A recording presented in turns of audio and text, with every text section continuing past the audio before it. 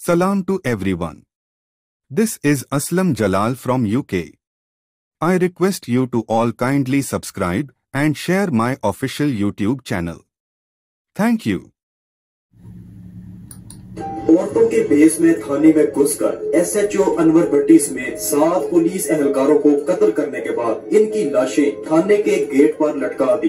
ये एसएचओ अनवर भट्टी और पुलिस एहलकार इसके वालिद और भाई के कत्ल में मुलविस थे।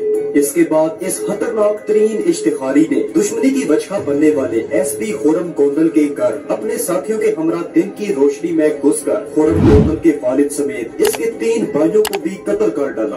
इसी वजह से हुकूमत पंजाब और पुलिस की जानिब से इस बदमाश के सर पर 50 लाख रुपए इनामी रकम नकद रखी गई। लेकिन ये मशहूर जमाना डॉन यहाँ भी नहीं रुका। सबसे पहले इसने अपने हमायत याफ्ता एक एमएनए के मुखालिफ को कत्ल किया और उसके बाद इसी एमएनए को भी उसके 2 बेटों समेत उनके डेरे में घुसकर मौत के घाट उतार डाला।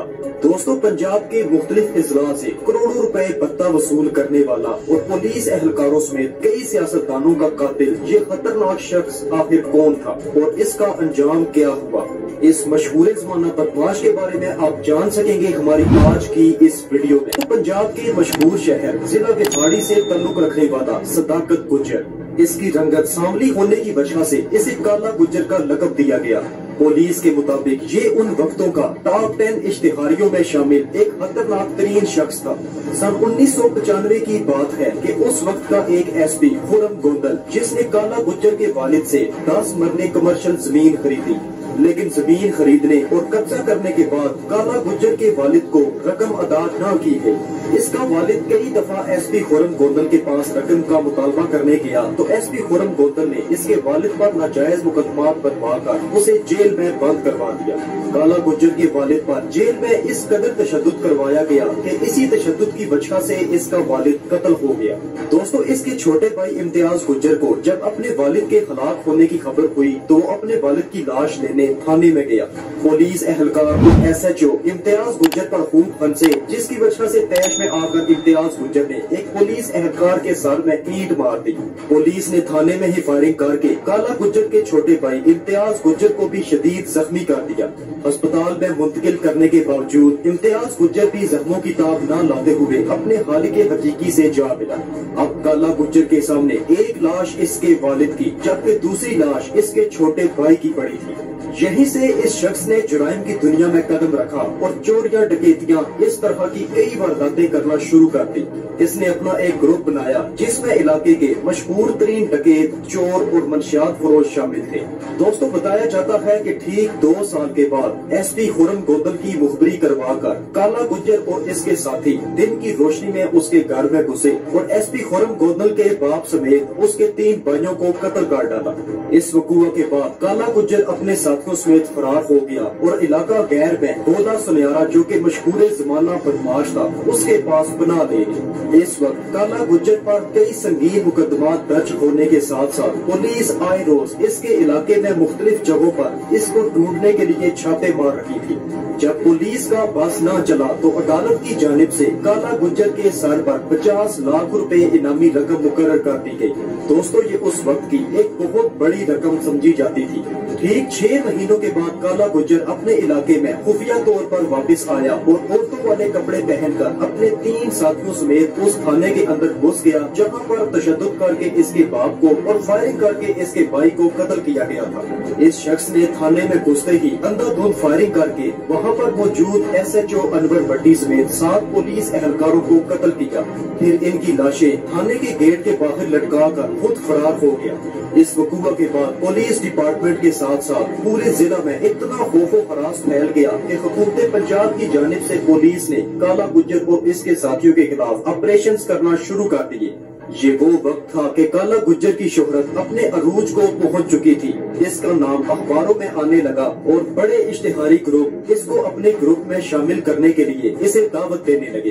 दोस्तों, ये सारी इन्फॉर्मेशन एसपी खुर्रम गोंदल की फैमिली से ली गई है।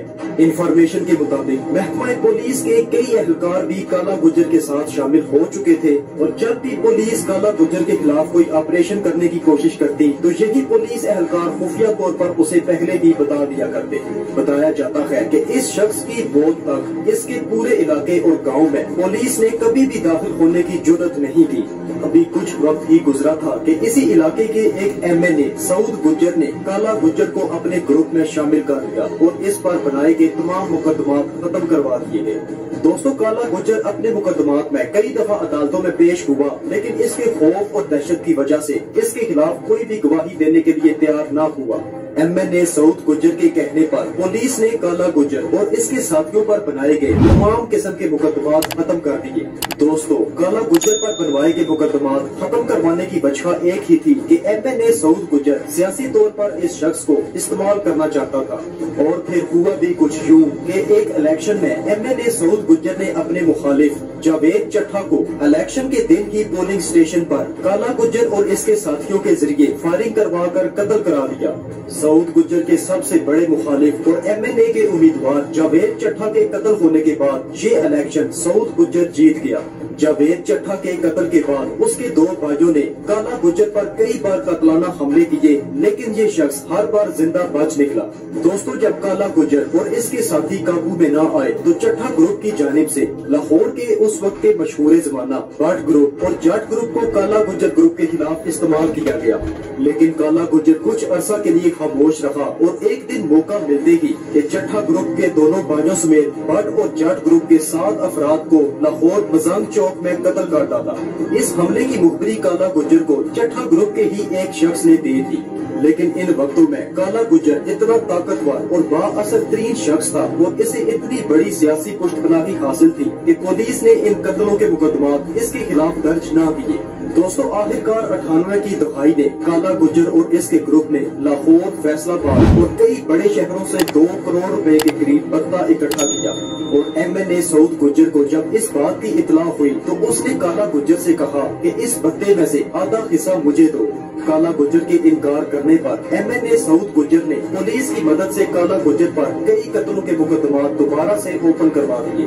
یہیں سے ان دونوں شخصیات کے درمیان شدید اختلافات زور پکڑ گئے۔ پولیس نے MNA سعود گجر کے کہنے پر 4 دفعہ کالا گجر اور اس کے ساتھیوں پر قاتلانہ حملے کیے، لیکن کالا گجر خوش قسمتی سے بچ نکلا، جبکہ ان حملوں میں اس کی ایک ٹانگ ضائع ہو چکی تھی۔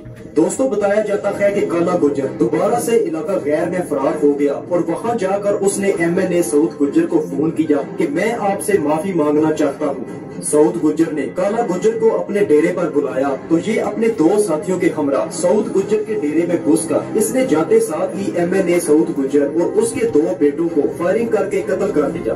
پولیس کو خبر پہنچتے ہی 100 سے زائد پولیس اہلکاروں نے MNA سعود گجر کے ڈیرے کو اپنے گھیرے میں لے لیا اور کالا گجر نے جوابی کارروائی کرتے ہوئے پولیس مقابلہ شروع کر دیا۔